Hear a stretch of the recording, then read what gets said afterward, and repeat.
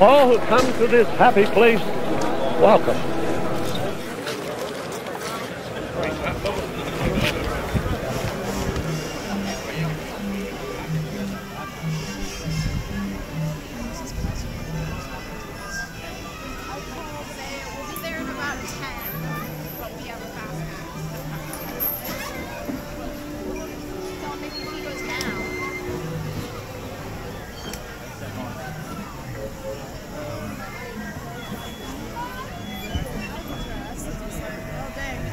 And my last two are going to have you ready. Is that a camera? That's cool. Can we have one more on the side? Okay. I saw that. My goodness. Are you ready? We're going to go on Monster's mouth.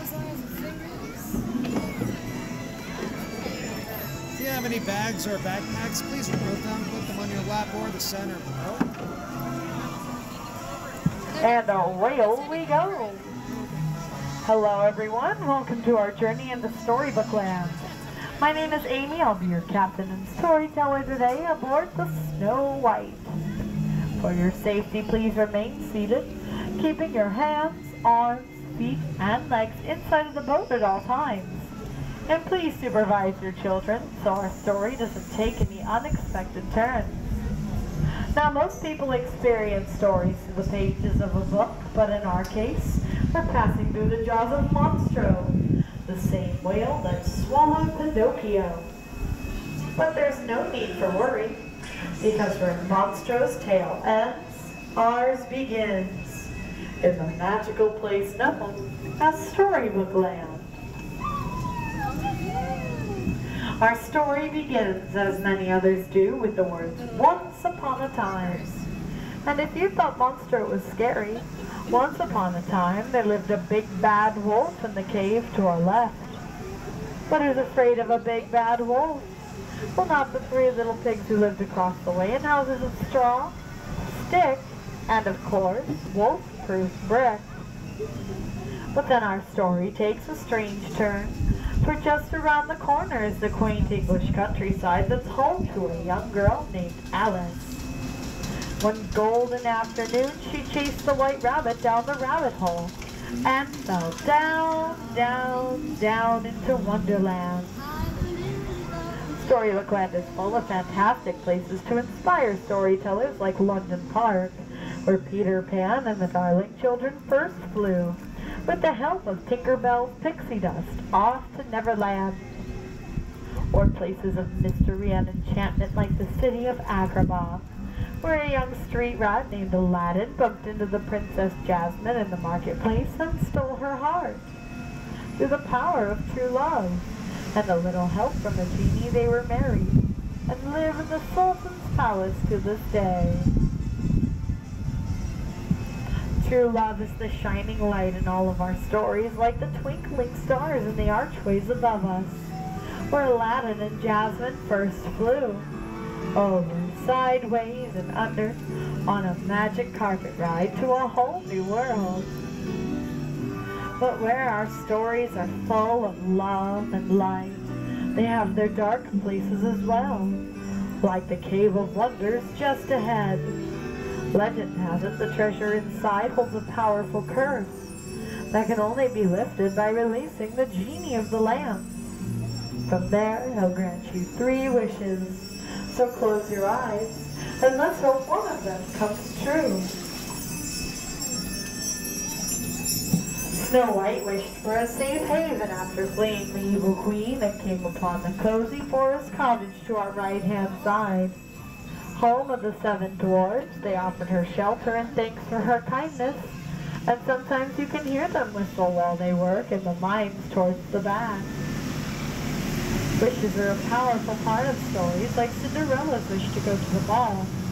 Turning the page to the left is the Blue Roof Chateau, where her wicked stepmother and stepsisters forbade her from attending.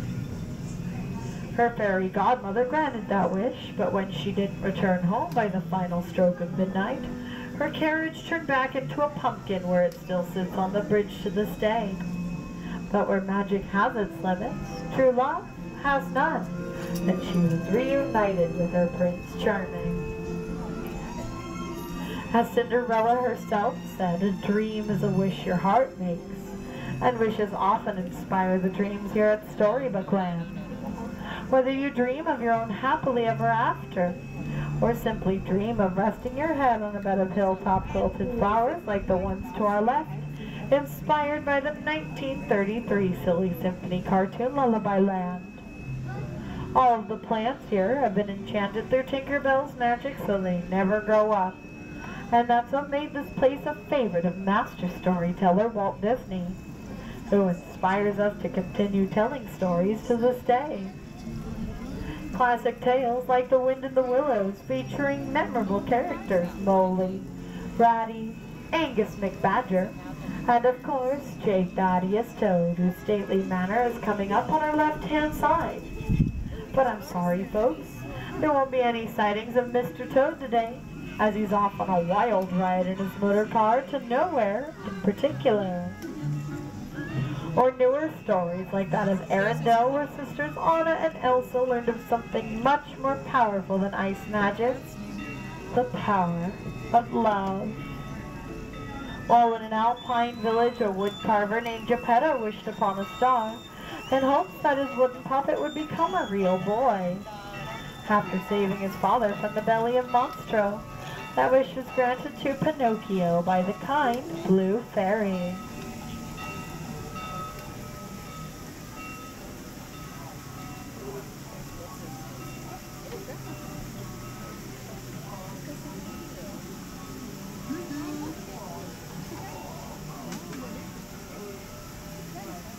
Geppetto's wish is similar to those in many fairy tales, like that of a little mermaid named Ariel, who traded in her fin for a pair of unsteady legs to follow Prince Eric to land and become part of his world, to the castle on our right-hand side.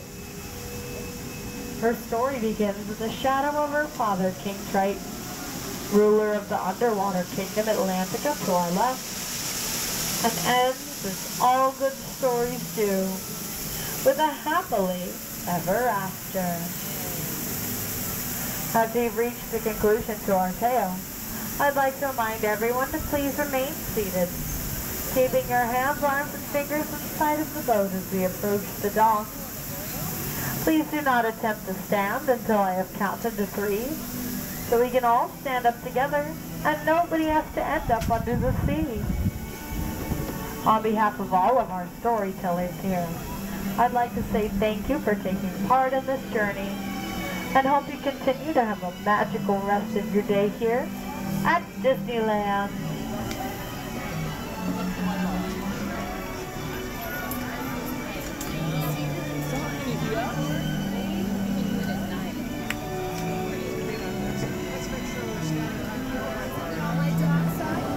Ladies and gentlemen, boys and girls, Disneyland has now ended its normal operating day.